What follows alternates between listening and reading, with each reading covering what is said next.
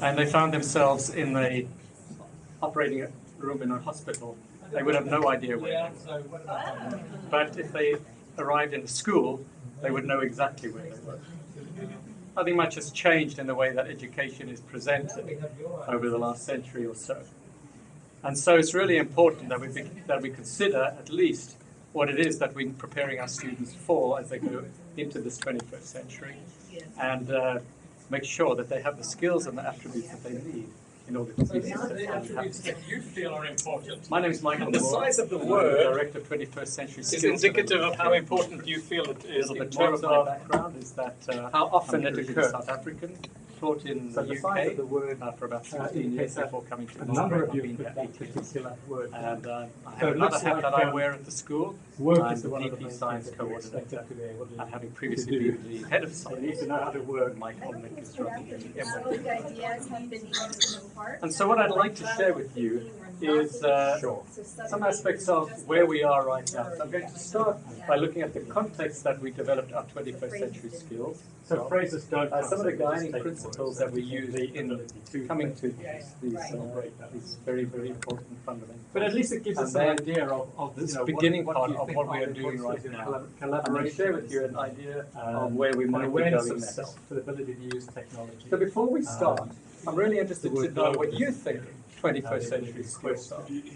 What are the skills that our students are going to need in order to be successful and happy in their careers as they leave Mulgrave over the next lateral thinking idea. 8, That really gives us a good next year idea to 18 from years, this depending on sample how of old what the So I'd skills like are you to that go we to feel that web link We've done a similar process and with start, and I'll talk that through with you. And just write down the skills that you think students will need. These are the ideas that you feel are important. In their careers.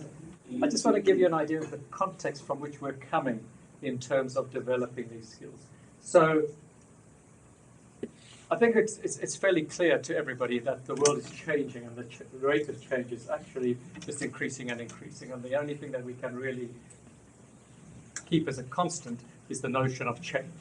And so if we just start at the bottom of that screen and work our way clockwise around, one of the drivers of change obviously is technology.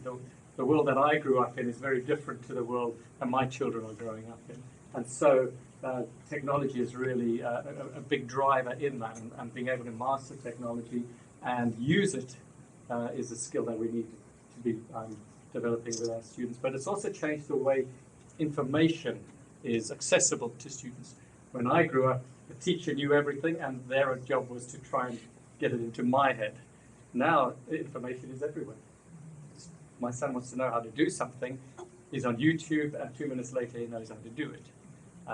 Information is ubiquitous. So now the question is more about what we can do with information.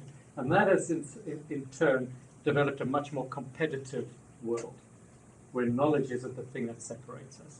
The number of students that can recite the periodic table is almost infinite.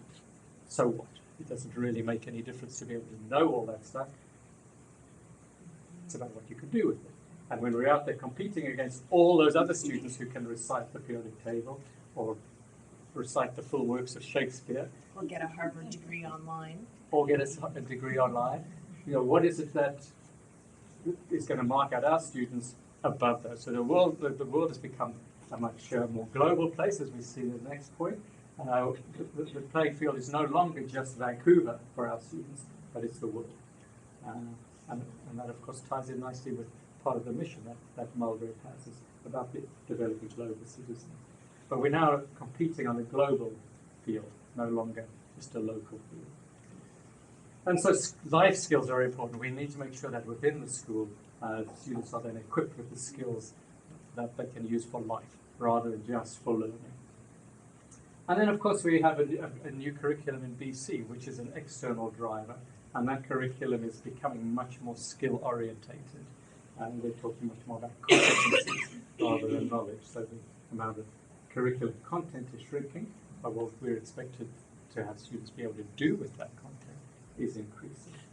So these then are some of the drivers, and I think Tony Wagner summarizes it very well with this quote, that it's no longer what we know that's important, but what we can do with what we know.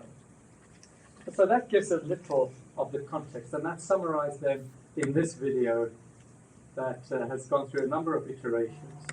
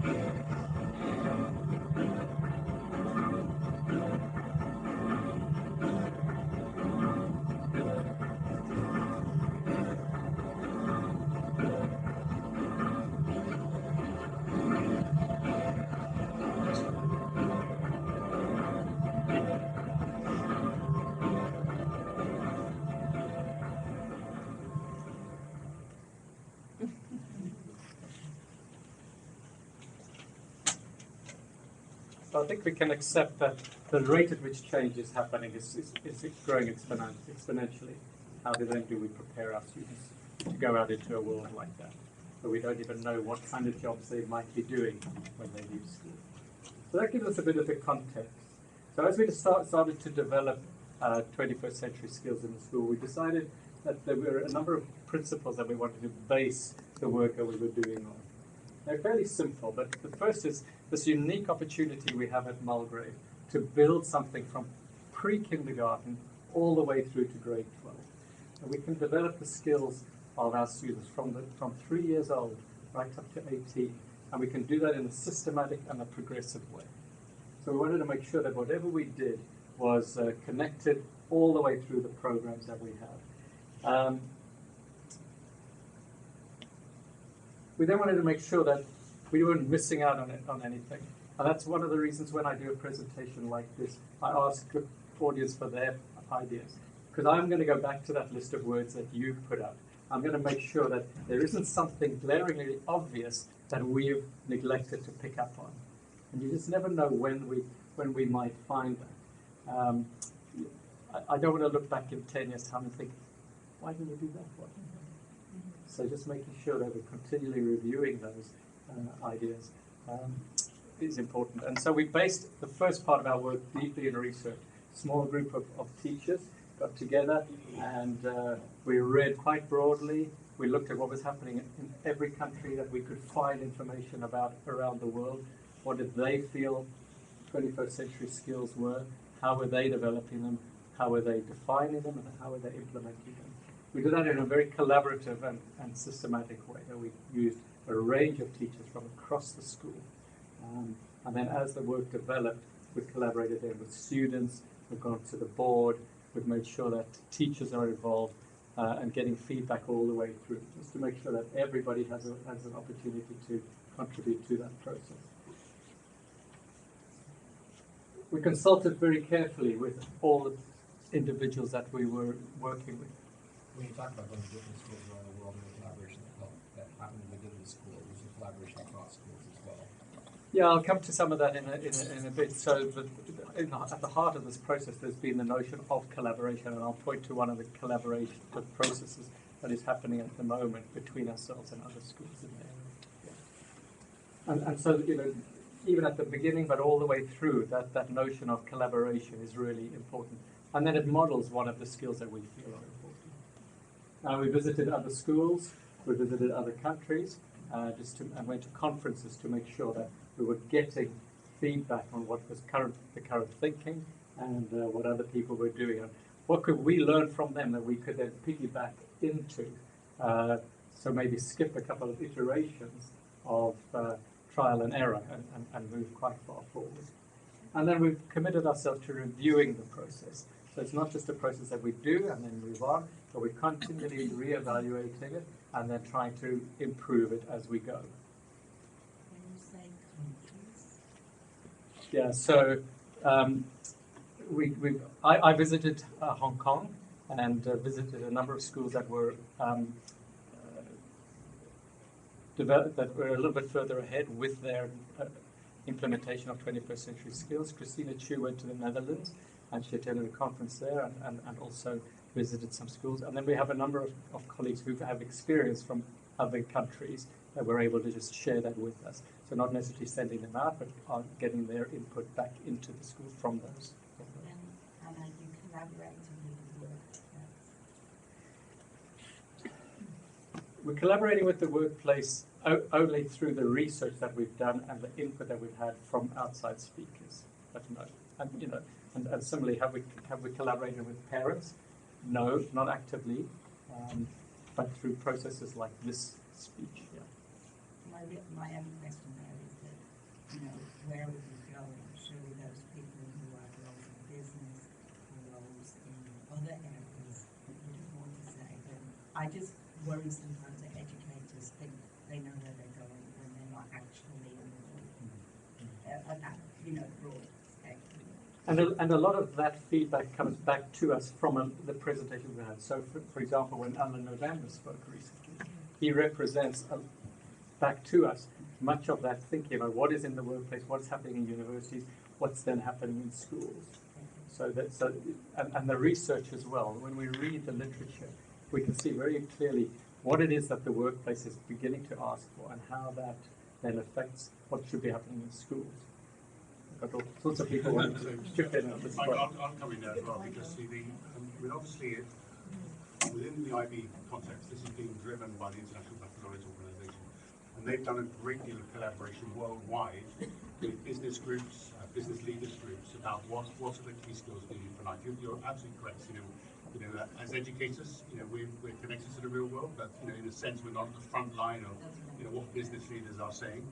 But absolutely, IBO, which is what the work we're following, they have huge consultation networks with business leaders groups in North America and beyond, which is important. And as Joe said, we through the IB curriculum, we teach a great program. It's very connected through the PYP, the MYP, and the DP. The content is excellent, but more important than the content that we deliver, the depth and the challenge that we experience through it, and the relevance and the interest through those programs really does give us a very, very good base from which to work. But we need to then make sure that on top of that curriculum, which is a strong content focus, that we're laying the skills over the top of that. So let's just look then a little further at where we've got to, how we've got started, and what we've been doing to date. We began the working group back in 2011, 2012, and very much sort of the pen and paper model. We can see the poster still up there next to where John is standing. Getting people to put on flip charts what they felt the skills were that we needed to develop. And then refining those through the year, through, as I said, the literature review, the discussion, through experience of teachers from other countries, to come up with what we defined as the Mulgrave 21st century skill set. So that's shown in the graphic alongside. And we fought long and hard about the wording of some of those titles. You know, should it be the global and environmental action, or should it be global and environmental actions? You can imagine teachers sitting around and really hammering that one out. So we came to towards the end of 2012, we had that set of skills, and obviously we had defined them quite clearly, and we presented them to staff, we got some feedback, and then we presented them also to students. And we were also, in the back of our minds, we were aware that the IB was going through a change in their approach to teaching skills. They weren't prepared to tell us what it was, but we knew it was coming. And so we had that in the back of our minds. We didn't want to be doing something in addition to what may be coming along. And so that kind of held us back perhaps a year as we just waited through 2012, 2013, still using those headings. But we started to say, what would this look like in terms of assessing students? So we drafted some rubrics in different styles. We presented those to students and got their feedback on what they felt the language was like, the graphic style we were using. We used some fairly simple rubrics that just had pictures on them. We used some more complicated rubrics that had a lot of words on them, and we got the student feedback on that. We also wanted to make sure that we were joined up with everything else that was happening in the school. So at that point, we were going through a review of our assessment processes. We were going through a review of our reporting processes. We wanted to make sure that anything that we did was going to align with the reporting processes of the school. And then also we were looking at curriculum mapping software, how we keep records about the curriculum that is taught as a teaching staff, and how we might keep record within that of where these skills are being developed. And so we wanted to make sure that everything just joined up neatly together. This is just an example of some of the rubrics that we developed over the time. So we had a kind of a description, and then we also had levels of accomplishment, as you're so familiar with now in many of the rubric style reports that you get. And at the end of that year, so at the end of that year, we then were made aware of what the IB was doing in terms of their skill development, what they call approaches to learning skills. And we found that there was a very strong connection between what we had come up with, those skills there on the right-hand side in that little graphic, and the skills that the IB was putting into the curriculum as part of the skill development. And so we then decided wholesale, rather than having two separate things, we would adopt the Mulgrave, for Mulgrave, the IB ATL skills as our skill development framework. So you'll see posters like this, and there's one again up on the side there, appearing around the school, and that defines those skills for us. And if you ever want to know what they are, then you can get up close and read the poster. So let's just look what the broad outline skill areas are. So we've got communication. Some of these are broken down into sub-skills. Obviously, communication is just broken down into communication. And in the social skills, we have collaboration. Self-management skills are things like organization. The affective skills, how do we manage ourselves? How do we quieten ourselves? How do we deal with stress? How do we make sure that we're organized from a personal perspective? How do we maintain balance and a healthy lifestyle? And then reflection. What do we do with the information that we get in feedback? And how do we do something meaningful and useful with that? So those are the key self-management skills. Research skills, which we broke down into two areas. information literacy and media literacy. So information literacy would be about finding information, whether it's in the printed form or whether it's electronic, and then media literacy, being able to know what medium, first of all, to use to find that information, and secondly, what medium is best for presenting that information. And if it happens to be technology, then what tools are the best way for doing that, and what is the what is an effective way of using that technology then to present the message. And then finally, thinking skills, which again we can break down into critical thinking, creative thinking, and transfer. Transfer being the ability to use something you've learned in math, in geography, or learn something that you've learned in English, in science, so that we're not compartmentalizing our learning, but that our learning goes right across all discipline areas. And so those are the key skill areas that we feel students need to develop over and above the curriculum that we teach, the content that they learn. So my subject really science, if they are learning about the periodic table, then it's not so much about knowing the periodic table or where elements are on the periodic table, but how can we use that, say, from a critical thinking perspective, to solve problems relating to the elements on the periodic table and so forth. And so we see our curriculum moving much more from a recall base to a application synthesis and innovation style of questioning and assessment. So we've got all these skill areas, and it's a big elephant to swallow. So how do you eat an elephant? You eat an elephant one bite at a time. And so what we decided to do is we would break these skill areas up into sort of an annual cycle of development. And so last year, for the first year, we decided, let's take the least contentious of these, and yet one that transcends every subject. And let's develop that and get a framework for developing these skills from pre-kindergarten through to grade 12. So we decided to focus in on research. Research happens in every single subject across the school, and yet no subject owns it. Had we taken, say, communication, we may have come up against, say, the languages department saying, we own communication, that's our job, don't touch it. We could have that debate. And when I started the whole process with that debate, so we took something like research. And we said, well, everybody uses research and everybody teaches research skills. So let's develop that as a first stab at this process. And so we have another poster up on the board there. We laid out these kind of broad descriptions of what research looks like. That's the white bits of paper on that little poster, and then we kind of broke it up into what that might be at different ages and stages. Those are the pink papers, and then teachers came and added post-its on in the little different coloured post-its on where they teach that, where they assess it, and where they practice it. So we got this. We started to get a sense of what a continuum might look like, and that was quite effective in engaging teachers in the process of thinking about what they do, but also seeing what happens elsewhere in the school. So we're starting to connect up the things that are happening in the school in a way that people see how they contribute to the bigger picture.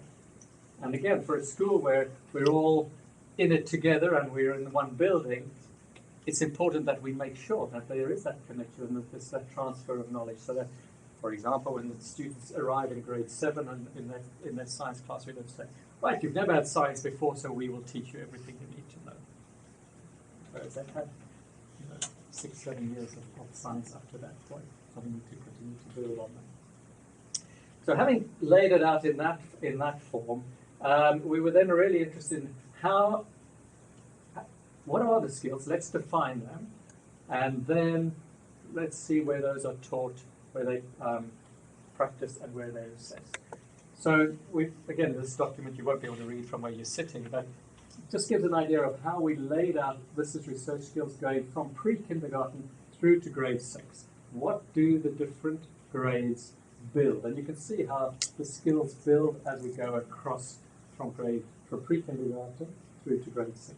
And then continuing on into the senior school, what does it look like at grades 6, 8, 10, and 12? Mark, has this ever been published for the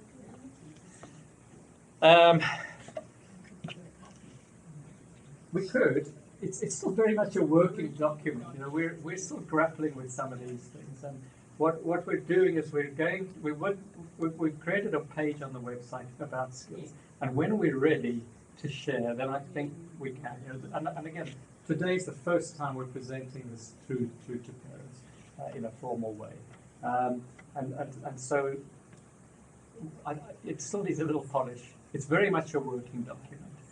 But as I say, on the web page, we will then eventually link to the detail. Christina, Stu, and myself are just working on how we might have that. You think it would be? You would like to see how this looks? People who don't know what IB is all about, if they can see, you know, that this is what happens when you start kindergarten level and your way up to grade 12. I think this is amazing. That's useful feedback, and thanks.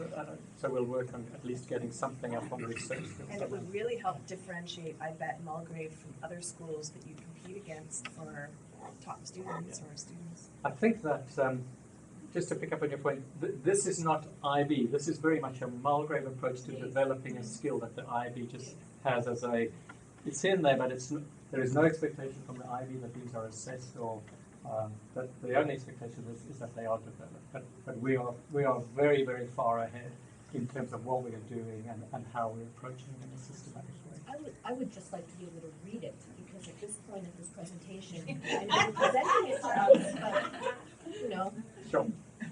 And I've got a note of that, and so in time, we will get that. Yes, and you know, it's a little small. I just want you to know that. I want you to know that it's happening. So we can put that in a little link on the web page, and then you can at least see what research skills are, and I'll let you know what's happening next.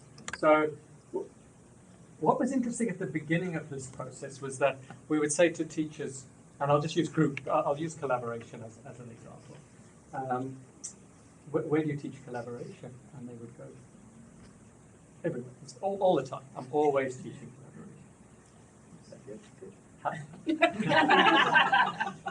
How did the students do? The teachers would say, terrible. So they're very poor at collaborating. They just all get on, you know, they don't speak to each other. And it's just a mess, and I've got to clean up afterwards. So, okay.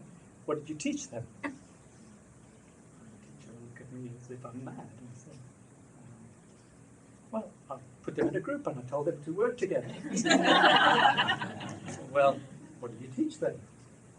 And slowly we got to a point where the teacher saying, I'm using a skill, or I'm just expecting a skill to be used, but I haven't taught the students anything.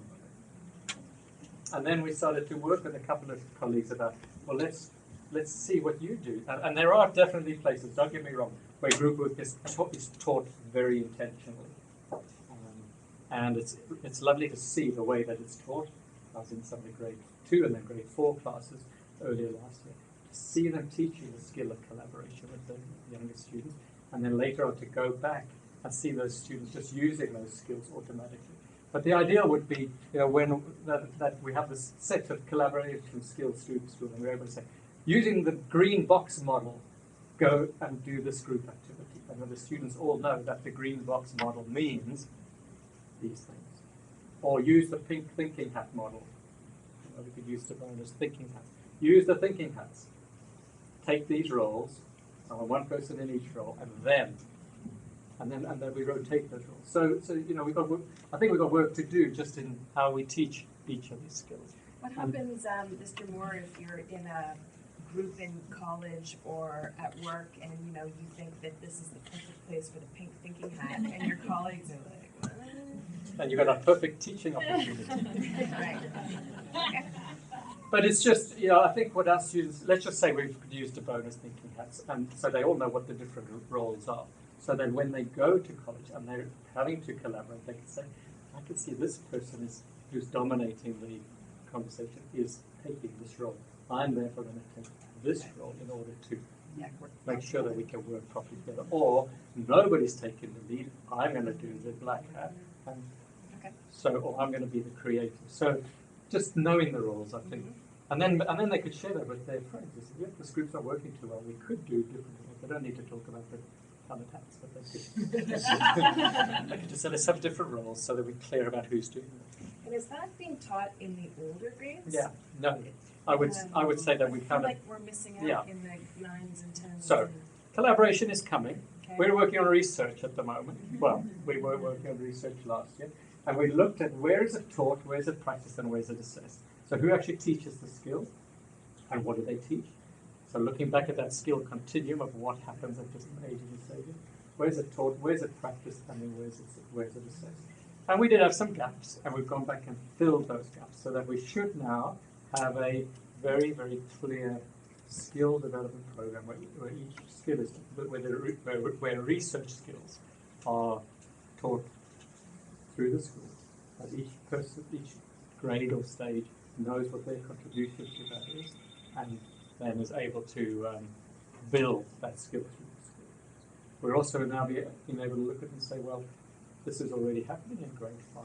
Why are we only expecting grade 8s to work at a low level? Let's push the expectation up by moving the skill down the grades.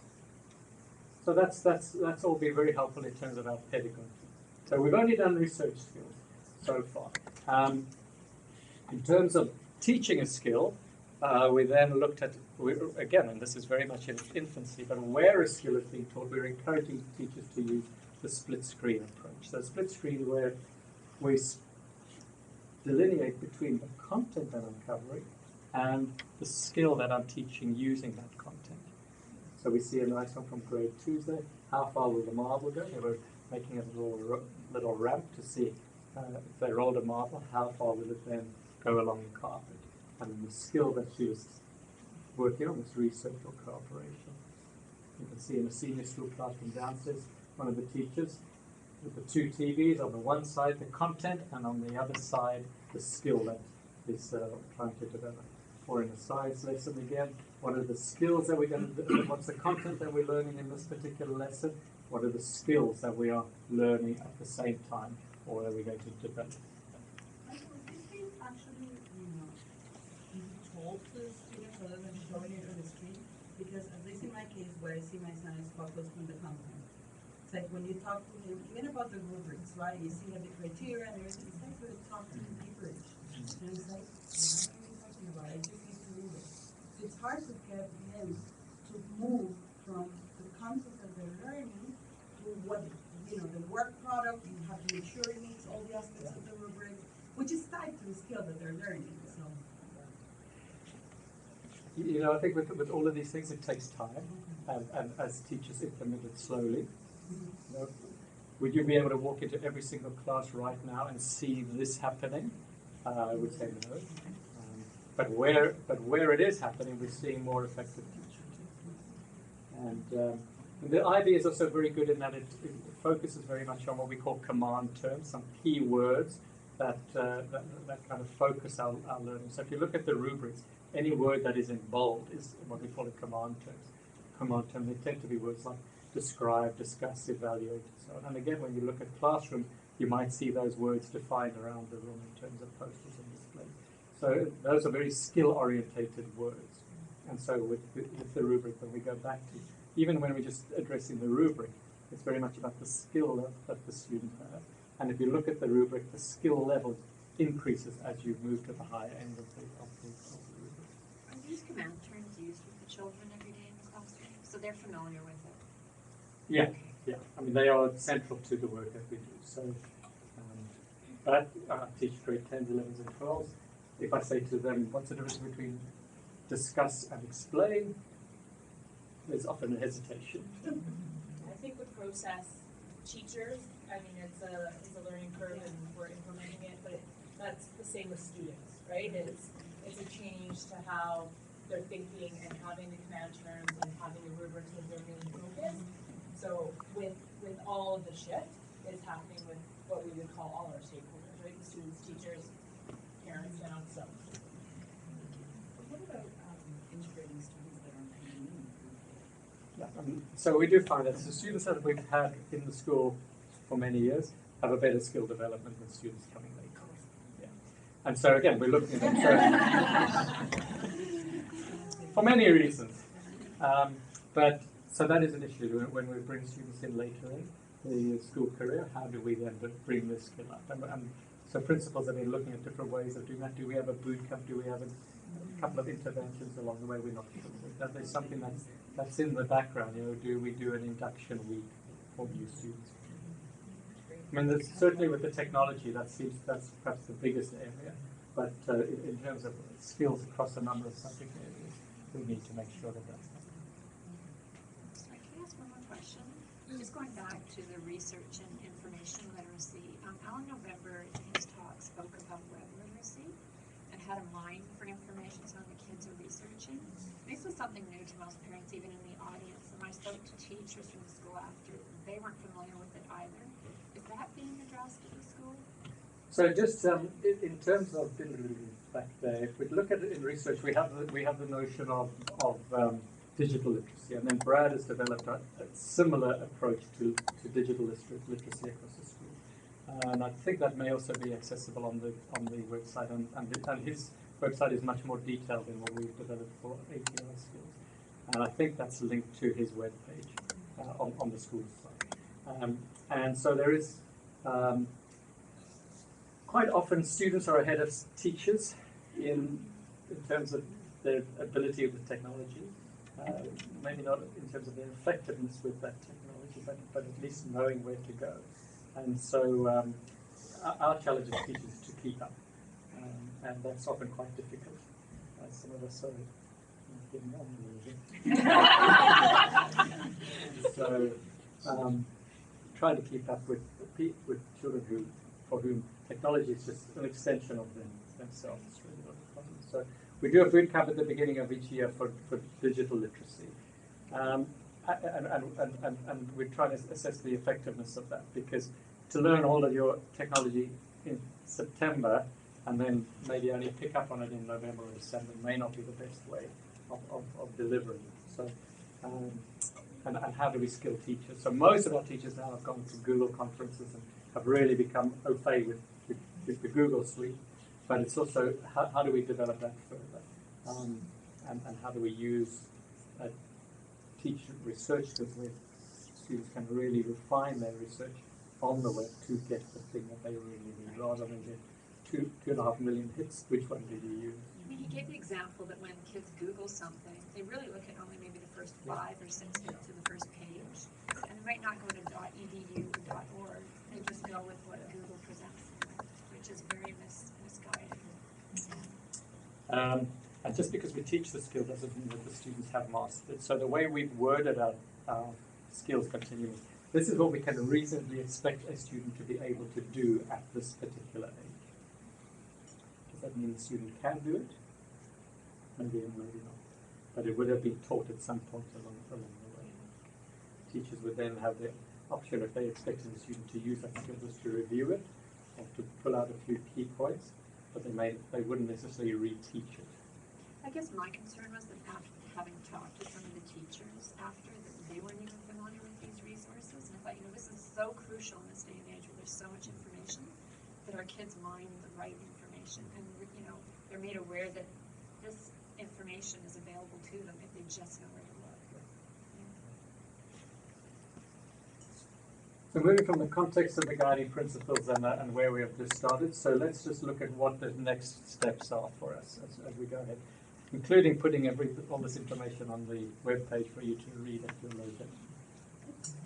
So this year we started trialing reporting some of these skills, and so certainly that's been happening in the written reports in the PYP for a while, and now in the MYP this year, parents of MYP students would have had a rubric with the organizational collaboration and reflection skills, and similarly for the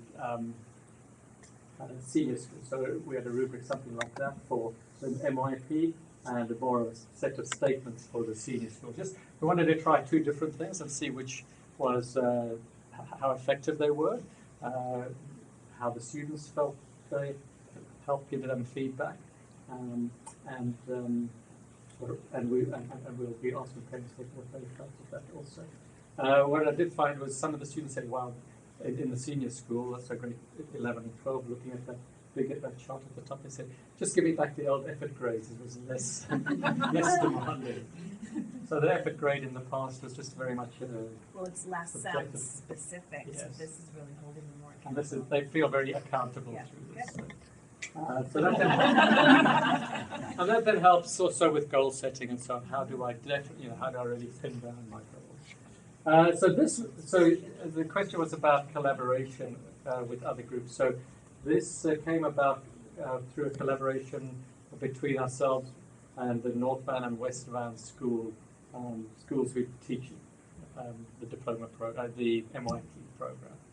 So Melissa and Martin Jones working with the coordinators in the local school districts to find a common way of reporting skill development. And so we're not the only people who are trialing this particular framework, but it's being trialed out in public schools in this area as well. But then that was taken on to all the BC IB schools as a framework for reporting, with some refinement that came through that group, and then that came back to us, and that refined some of the work that we did. And so we're trying to find something that ultimately will be used by all IB schools, or could be used by all IB schools in BC, but also that dovetails with the ministry requirements, so that when we have to start reporting competencies, that we have a framework for doing it that is acceptable with the ministry. So this has gone, in part of that collaborative process, has gone right up to ministry level, and we've had input from them on our thinking. So that partnership is really important to us, and we don't want to just develop this in isolation. What we're doing now is, having focused on research skills last year, we're now doing the same process for social and self-management skills. So through this year, we'll define what they are at each age and stage, and we begin to look at where they taught, where they practiced, where they're assessed, and also make sure that we're filling in any gaps. We do feel that with this particular set of skills, we may find that they're not explicitly taught in many instances. So where do we teach organization, for example, in the senior school? We may expect it, we may also imply it, but we may not necessarily teach those skills. So we need to make sure that we are teaching students a range of skills that help them make a choice of what works most effectively for them.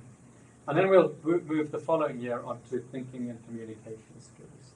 And the same thing, defining them, identifying where we teach them, assess them, practice them. And then, of course, we have to start to think, so, well, what's the impact of all of this? So what, if we are teaching these skills, what's it doing to students? And how may that mean that we need to move those skills down and increase the level of expectation lower down the school as students get better and better at these skills? And we are starting to see that, just in research skills, just this year, a little jump in just the mastery that students have of their ability to research and present their work better, from a written perspective. I think the point that is well made about their ability to actually find digital information is a point that's well made. So we look ahead to review the impact of this and say, well, so what? If we do teach these things, what difference does it make? And how do we know that the students are actually being taught the skills? How do we know that all the grade A students are getting the same exposure to the teaching of the skill across the board, regardless of what teacher they have? How do we know that from 7 to 8 there's a transition and that there's progression? So we want to make sure that we've got that clear. And if the skill development is making a difference, how do we know? And then what do we do about that? Do we just say, good, that's fine, we've got the skills developed, and we just leave it there? Or do we do something with it? So we're going back to that guiding principle of review at the end of the cycle as the beginning of the next cycle. So what do we do with this information, and how do we continually improve? I think one of the things that parents will be very clear on, I think, at Mulgrave is that we're never complacent and we never stop, and we're always trying to improve what we do and be better at what we do. What does it depend on? I think this little video summarizes very much for me what skill development in any context depends on it. My story is the average story. You know, it's just, I just been filled with special people. Mm-hmm. Give everybody else credit. Well, what am I allowed to? My story is the average story. You know, it's just, Where am I? Where are they? I'm back in the room. Doing something completely different. So what kind of thing is that? Struggling a lot of people. Mm-hmm. Struggling because the rest of my grades were not so, they weren't so good. They were like C's and D's. Mm-hmm. And sometimes D's. So for Pharrell Williams, it was his teachers that made a difference. I don't like his reference to being a struggling art teacher. That's the other end of the spectrum. But the notion of, you know, who's going to make this difference for our students is the teachers that we have. And we're very fortunate in Mulgrave to have a really good set of teachers who are very, very committed to making sure that the skills of our students develop in a systematic and progressive way. So thank you very much for joining us this morning. I've welcomed the questions through the presentation.